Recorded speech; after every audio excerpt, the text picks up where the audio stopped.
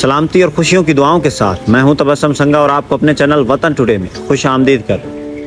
नाजरीन, जैसा कि हमने आपके साथ वादा किया था कि हम ईरानी सदर के हवाले से जो कि शहीद हो गए हैं एक ऐसी वीडियो लेकर आएंगे जिसमें हम आपको हकाइक के साथ बताएंगे कत्ल करने की साजिश थी या वाकई ही में हेलीकॉप्टर क्रैश हुआ। तो नाजरीन, बहुत से बातें सामने आती हैं कि बहुत से लोग कहते हैं कि इजराइल ने ऐसा किया है या दूसरे लोगों ने ऐसा किया है, यूएसए ने ऐसा किया है। तो नाजरीन, अभी तक अल जजीरा की रिपोर्ट के मुताबिक जो कि 25 मई को आई है, उस रिपोर्ट के मुताबिक अभी तक ये साबित नहीं हो सका कि ये जो काम है ये इसराइल ने किया है या यूएसए ने किया है। उसमें वो यही कह रहे हैं कि हेलीकॉप्टर उसी रास्ते से ही जा रहा था जो कि एक प्लान शुदा रास्ता था, कि जो हेलीकॉप्टर ने पहले तय किया था कि हम इसी रास्ते से ही जाएंगे, और उसके अलावा ना ही किसी कोई गोली के खौल मिले हैं, ना ही किसी कोई रॉकेट लॉन्चर का पता चला है कि वो आया है, और ना ही कोई ड्रोन का पता चला है कि ऐसा कुछ हुआ है। तो ये अल जजीरा की रिपोर्ट के मुताबिक है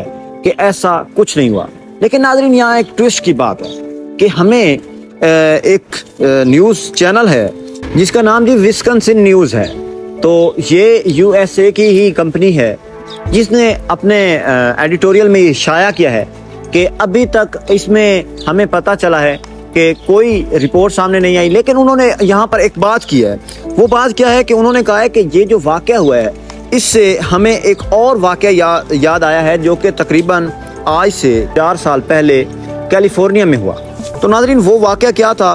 तो नाज़रीन, उस वाक़या में वो ये कहते हैं, अपनी रिपोर्ट में ये लिखते हैं कि एक retired national basketball association star थे कोब ब्रायंट, और उसके साथ उनकी 13 साला बच्ची थी हेलीकॉप्टर में। तो वो हेलीकॉप्टर क्रैश हुआ जो कि 2020 में हुआ। उसके बाद ही उन्होंने एक थाई बिजनेसमैन की, यानी कि थाईलैंड का एक बिजनेसमैन था, उनकी भी मिसाल दी।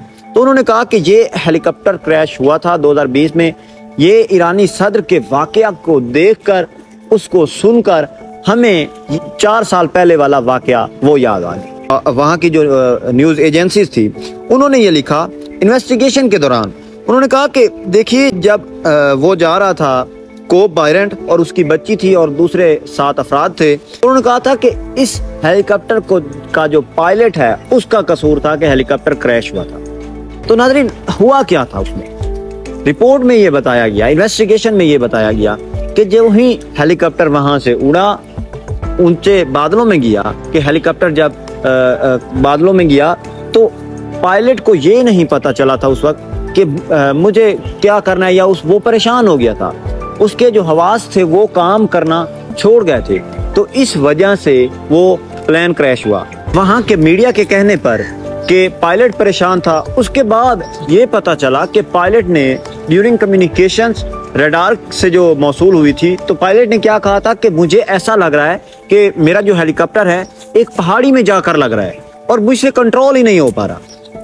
फाइनल जो आखिरी रिपोर्ट्स थी उनमें क्या हुआ, उनमें ये जाहिर हुआ, आप देख भी सकते हैं कि इसका जो बैक रूटर था उसका मैकेनिज्म नहीं काम कर रहा था। उसका जो बिल्कुल बैक रूटर था उसको कोई और कंट्रोल कर रहा था। तो नाज़रीन, ये वजह उन्होंने बताई है, कहीं ऐसा ही ना हो कि इसके साथ भी ऐसा ही हुआ हो, क्योंकि ना ही कोई किसी गोली का निशान है, ना ही किसी बुलेट का निशान है, ना ही किसी मिसाइल का निशान है, और ना ही किसी कोई रॉकेट लॉन्चर का निशान है, और ना ही किसी का पता चला है कि कहाँ से कोई रॉकेट लॉन्चर आया है। तो नाज़रीन, अभी तक ये रिपोर्ट्स आई हैं और कोई इंटरनेशनल मीडिया इसे प्रूव नहीं कर पाया। तो नाज़रीन, इसमें आपको एक बड़ी अहम बात बताता हूँ कि ये इंटरनेशनल मीडिया बिल्कुल एक प्रोपेगेंडा के तहत काम करता है। कैसे कि अगर वहाँ का एक अंग्रेज़ों का कोई छोटा बच्चा, तकरीबन ले लें आप 16 से 18 साल की उम्र का, वो तो एडल्ट हो जाता है काफ़ी, तकरीबन 14 से 15 साल का, तो वो कोई ऐसा कह सकते हैं कि इवल डीड कर देता है, यानी कि कोई बुरा काम कर देता है। तो क्या कहते हैं कि डिप्रेशन में आ गया है बच्चा। घर वालों की कोई परेशानी थी, वालिदैन जो थे वो डाइवोर्स थे, और उसके अलावा बच्चे की क्या परेशानी थी, दादी फौत हो गई थी, ऐसी कोई ना कोई रीजन बना देते हैं, फाइनेंशियल प्रॉब्लम्स थे। लेकिन वहीं इंग्लैंड में ही कोई ऐसा काम कर दे जिसकी दाढ़ी हो, या जैसे उसामा बिन लादेन का मामला इन्होंने कितना ज्यादा उठाया, तो इस तरह का कोई भी छोटा बच्चा कोई भी काम कर दे जो कि मुस्लिम हो, तो अंग्रेज तो दूर की बात, उसे अपने मुस्लिम भी यहाँ नहीं जीने देते। तो ये एक प्रोपेगेंडा के तहत न्यूज़ आती है और वही न्यूज़ आती है जो वो चाहते हैं, और जैसा वो चाहते हैं कि हम सोचें हम वैसा ही सोचते हैं। तो नाज़रीन, ये बड़ी एक अहम बात है कि जो मीडिया ने बताना है हमने वही करना है। मीडिया का ये काम होना चाहिए कि मीडिया को ये बताना चाहिए कि ये चीज़ है, ये चीज़ नहीं है, जो असल में हुआ है वाकया मीडिया को ये। लेकिन मीडिया असल में क्या बताता है कि ये क्यों हुआ है। ये मीडिया का काम सवाल नहीं है, हमारा काम है सवाल उठाना। हम जब तक खुद सवाल नहीं उठाएंगे ये इस कौम की तकदीर नहीं बदल सकती। तो हमारा काम है सवाल उठाना कि ये क्यों हुआ है, मीडिया का काम है सिर्फ बताना। तो नाजरीन, ये एक जो खबर थी। तो उसके बाद ही नाजरीन मैंने एक पोस्ट लगाई, शेयर की ईरानी सदर के हवाले से कि ऊपर उनकी पिक्चर लगाई, उनकी वीडियो लगाई, नीचे मैंने जस्ट ये लिख दिया कि who is responsible for this crash, for this incident.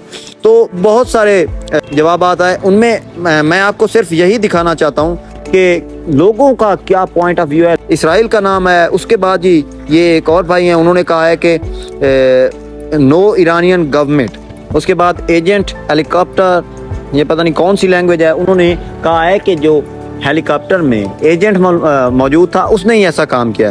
तो नाजरीन, ये सारी सूरत हाल है। आप देख सकते हैं कि इसराइल का नाम लिया जा रहा है। अब हो ना हो उनका ये अपना फेल है, लेकिन कहीं मीडिया पर ना ईरानी मीडिया ये साबित कर सका है, ना ही कोई पाकिस्तान का कोई ऐसा मीडिया चैनल है, लेकिन अभी तक कोई ठोस सबूत नहीं आए। तो नाजरीन, आज तक की यही अपडेट्स थी। अपना बहुत बहुत ख्याल रखिएगा।